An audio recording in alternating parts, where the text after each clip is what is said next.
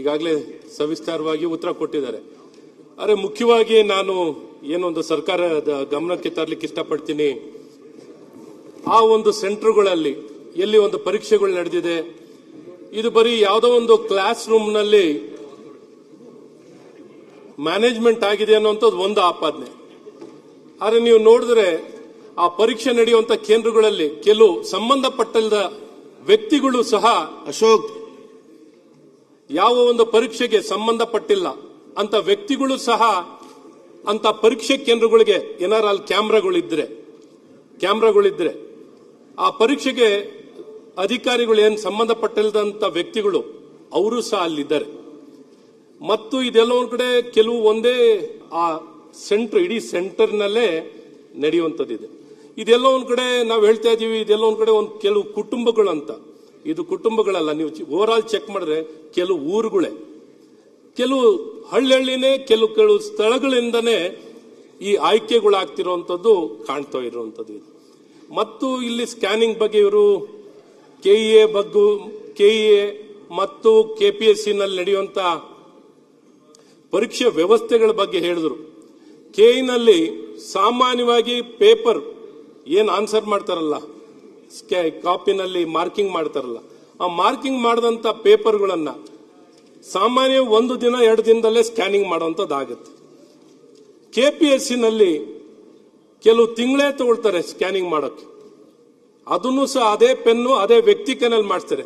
ನೀವು ಫೊರೆನ್ಸಿಕ್ ಕಳಿಸಿದ್ರು, ಆ ಸ್ಕ್ಯಾನಿಂಗ್ ಮಾಡಕ್ ಕಳಿಸಿದಾಗ ಫೊರೆನ್ಸಿಕ್ ಕಳಿಸಿದ್ರು ಸಿಕ್ಕಾಕೊಳ್ಳಲ್ಲ. ಯಾಕೆಂದ್ರೆ ಅಷ್ಟೇ ಪ್ರೆಷರ್ ನಲ್ಲಿ ಹಾಕಿರುವಂತ ಅದೇ ಪೆನ್ನಲ್ಲಿ ಬಳಕೆ ಮಾಡಿರೋದ್ರಿಂದ ಸಿಕ್ಕಾಕೊಳ್ಳಲ್ಲ.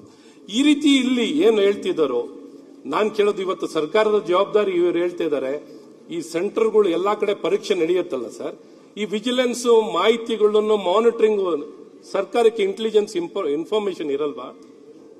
ಇನ್ಫಾರ್ಮೇಶನ್ ಇಲ್ಲದೆ ನಡೆಯುವಂತದ್ದಾಗುತ್ತಾ? ನಾನು ಯಾಕೆ ಇದೇನು ಹೇಳ್ತಿದ್ದೀನಿ, ಇವತ್ತು ಅಂತದೇನಾರ ಸುಧಾರಣೆನಲ್ಲಿ ಇಂಟರ್ವ್ಯೂ ಮಾಡಬೇಕು, ಅವ್ರು ಮಾಡಬೇಕಾಗಿದ್ರೆ ಅಲ್ಲಿ ಮಾಡ್ಕೊಳ್ಳಿ ಸಭಾಧ್ಯಕ್ಷರೇ. ಆದ್ರೆ ಈ ಪರೀಕ್ಷೆ ನಡೆಸುವಂಥದ್ದು, ನಾನು ಹೇಳೋದು ಈ ಪರೀಕ್ಷೆ ನಡೆಸುವಂಥದ್ದು, ಈಗೇನು ಅವರು ಮಂತ್ರಿಗಳು ಹೇಳ್ತಿದ್ರು ಪೇಪರ್ ಸೆಟ್ಟಿಂಗ್ ಮಾಡೋಕ್ಕೆ ಬೇರೆಯವರು, ಅಥವಾ ಎಕ್ಸಾಮಿನೇಷನ್ ಕಂಡಕ್ಟ್ ಮಾಡಲಿಕ್ಕೆ ಬೇರೆಯವರು, ಎವ್ಯಾಲ್ಯೂಯೇಷನ್ ಮಾಡಲಿಕ್ಕೆ ಬೇರೆ ಮಾಡ್ಕೊಳ್ಳಿ. ಈ ರೀತಿ ಪ್ರತ್ಯೇಕ ಏನಾದ್ರು ಮಾಡ್ಕೊಂಡ್ರೆ, ಪ್ರತ್ಯೇಕವಾಗಿ ಜವಾಬ್ದಾರಿಗಳನ್ನು ಹಂಚಿಕೆ ಮಾಡ್ಕೊಳ್ಳುವಂತದ್ದಾದ್ರೆ ಇದಕ್ಕೇನಾದ್ರು ಒಂದಿಷ್ಟು ಪರಿಹಾರ ಕಾಣಬಹುದು. ಇವತ್ತು ಇದೆಲ್ಲ ವ್ಯವಸ್ಥಿತವಾಗಿ ಇವತ್ತು ಸರ್ಕಾರದಲ್ಲಿ ನಾನು ಹೇಳಕ್ ಇಷ್ಟಪಡ್ತೀನಿ ಏನು ಅಂದ್ರೆ, ಸಾಮಾನ್ಯವಾಗಿ ಯಾರ್ಯಾರು ಯಾವ ಸರ್ಕಾರದಲ್ಲಿ ಬರುತ್ತಾರೆ ಸಾಮಾನ್ಯವಾಗಿ ಏನು ಅಂದ್ರೆ ಅವ್ರವ್ರಿಗೆ ಬೇಕಾಗಿರೋ ಜನಗಳನ್ನ ಸಾಮಾನ್ಯವಾಗಿ ನೇಮಕಾತಿ ಮಾಡಿಸಬೇಕು ಅನ್ನುವಂಥದ್ದು ಆ ಉದ್ದೇಶಗಳು ಇರುವಂತದ್ದು ನಾವು ಯಾವಾಗಲೂ ಕೇಳ್ಪಡುವಂತದ್ದು ಆಗ್ತದೆ. ಇದು ಇಲ್ಲೂ ನಡೆದಿರುವಂತದ್ದು ಆಗ್ತಿದೆ. ಮತ್ ಇನ್ನೊಂದು ಬಹಳ ಮುಖ್ಯವಾಗಿ ಏನ್ ಹೇಳಕ್ ಇಷ್ಟಪಡ್ತೀನಿ, ಈ ಪರೀಕ್ಷೆಗಳು ನಡೆದು ಸಭಾಧ್ಯಕ್ಷರೇ, ಈ ಪರೀಕ್ಷೆಗಳು ನಡೆದ ನಂತರ ರಿಸಲ್ಟ್ ಬಂದ ನಂತರ ತುಂಬಾ ಜನ ಸರ್ಟಿಫಿಕೇಟ್ ಎನ್ಕ್ಲೋಸ್ ಮಾಡಿರಲ್ಲ, ಅಂತ ಸರ್ಟಿಫಿಕೇಟ್ಗಳನ್ನ ರಿಸಲ್ಟ್ ಬಂದಾದ್ಮೇಲೆ ಎನ್ಕ್ಲೋಸ್ ಮಾಡುವಂತದ್ದಾಗುತ್ತೆ. ಫಿಸಿಕಲಿ ಹ್ಯಾಂಡಿಕ್ಯಾಪ್ ಸರ್ಟಿಫಿಕೇಟ್ಗಳು, ಬೇರೆ ಬೇರೆ ಸರ್ಟಿಫಿಕೇಟ್ಗಳು, ಯಾವ ಕೋಟಾದಲ್ಲಿ ಹೋದ್ರೆ ನಮ್ಗೆ ಉದ್ಯೋಗ ಸಿಗುತ್ತೆ, ಯಾವ ಖಾಲಿಗಳು ರಿಸಲ್ಟ್ಗಳಲ್ಲಿ ಏನೇನು ವೇಕೆನ್ಸಿ ಸಿಗುತ್ತೆ ಅಂತ ನೋಡ್ಕೊಂಡು ಸರ್ಟಿಫಿಕೇಟ್ಗಳು ಎನ್ಕ್ಲೋಸ್ ಮಾಡುವಂತದ್ದಾಗ್ತಿದೆ. ಹಾಗಾಗಿ ಇವೆಲ್ಲ ನೋಡಿದಾಗ ಇಲ್ಲಿ ಒಟ್ಟಾರೆ ವ್ಯವಸ್ಥಿತವಾಗಿ ಇಲ್ಲಿ ಜಾಲ ಇರುವಂತದ್ದು ಕಾಣುವಂತದ್ದಿದೆ.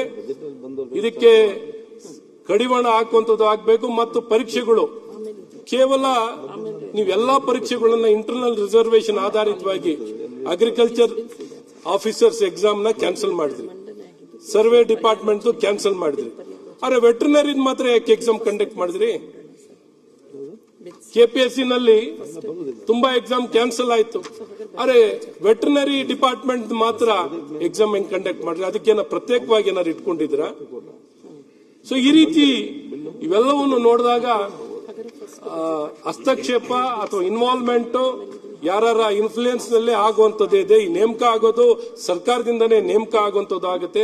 ಇವೆಲ್ಲ ಹಿನ್ನೆಲೆಯಲ್ಲಿ ನಾನು ಸರ್ಕಾರವನ್ನ ಒತ್ತಾಯ ಮಾಡೋದೇನು, ಖಂಡಿತ ಇದನ್ನ ನೀವು ಸದನ ಸಮಿತಿ ಮಾಡೋದು ಒಂದು ಭಾಗ, ಆದ್ರೆ ಇದು SIT ತನಿಖೆ, ಕೋರ್ಟ್ ಮಾನಿಟರ್ಡ್ SIT ಈಗಾಗಿರುವಂತಹ ಘಟನೆಗೆ SIT ತನಿಖೆ ಆಗ್ಲೇಬೇಕು ಅನ್ನುವಂತ ಒತ್ತಾಯವನ್ನ ನಾನು ಸರ್ಕಾರವನ್ನ ಮಾಡ್ತೇನೆ.